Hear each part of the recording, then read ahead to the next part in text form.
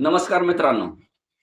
राज्यातील शेतकरी सध्या कर्जमाफीच्या प्रतीक्षेत असताना आता महत्वाची अपडेट ही समोर आलेली आहे. कर्जमाफीसाठी जी समिती स्थापन केली होती, त्या समितीने आता राज्य शासनाकडे या कर्जमाफीचा अहवाल सादर केलेला आहे. या अहवालामध्ये आता नेमके कोणाला, कोणत्या शेतकऱ्याला किती प्रमाणात कर्जमाफी देण्यात येणार आहे, याची सर्व इत्थंभूत माहिती या अहवालामध्ये दिलेली आहे. या अहवालानुसार आता राज्य शासन लवकरच कर्जमाफीची घोषणा करेल किंवा या अहवालाचा अभ्यास करण्यात वेळ जर घालवला तर मात्र शेतकऱ्याची पंचायत होणार आहे. कारण खरीप हंगाम 2026 हा जवळ जो 1 महिन्यावर येऊन ठेपला आहे. अशा परिस्थितीत शेतकऱ्यांना प्रत्यक्ष रोख पैशाची ही गरज असते. जर आता लवकर जर कर्जमाफी केली तर शेतकऱ्यांना नवीन कर्ज मिळेल आणि त्यांना खते, बियाणे यासारख्या ज्या निविष्ट असतात अशा सर्व निविष्टासाठी रोख पैसे हे बँकेमार्फत मिळतील आणि शेतकऱ्याचा प्रश्न मिटेल.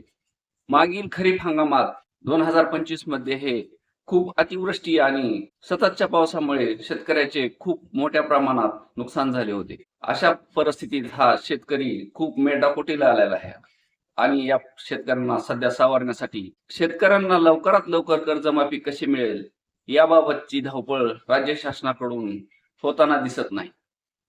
प्रत्यक्ष पाहता शेतकऱ्याची ही आर्थिक कुचंबना होताना दिसत असताना राज्य शासन मात्र सध्या वेळ काढूपणा करते की काय अशी शंका शेतकऱ्यांमध्ये बोलली जात आहे. यामध्ये कोणते शेतकरी पात्र आणि कोणते अपात्र, किंवा जसे की काही शेतकऱ्यांनी पीक कर्जाबरोबर इतर कर्जही काढलेले आहेत, अशा शेतकऱ्यांची सुद्धा धाकधूक वाढलेली आहे. कारण अजूनही कुठलीही नियमावली किंवा अटी शर्ती या समोर आल्या नसल्या कारणाने सर्व शेतकऱ्याच्या मनात एक भीतीचे वातावरण निर्माण आहे की आपले नाव असेल की नाही. अशा परिस्थितीत राज्य शासनाकडून लवकरात लवकर या नियम अटी जाहीर करून आणि या शेतकऱ्याच्या याद्या या प्रसिद्ध करून शेतकऱ्यांना दिलासा द्यावा अशी शेतकऱ्यांमधून मागणी होत आहे. प्रत्यक्षात हे आता अहवाल सादर झालेला असला तरी या आठवड्यात मंत्रिमंडळाच्या बैठकीत काय निर्णय होतो याकडे शेतकऱ्यांचे लक्ष आहे. कारण कदाचित या मंत्रिमंडळाच्या बैठकीत सुद्धा या कर्जमाफीबाबत घोषणा होऊ शकते आणि राज्यातील शेतकऱ्यांना दिलासा मिळू शकतो.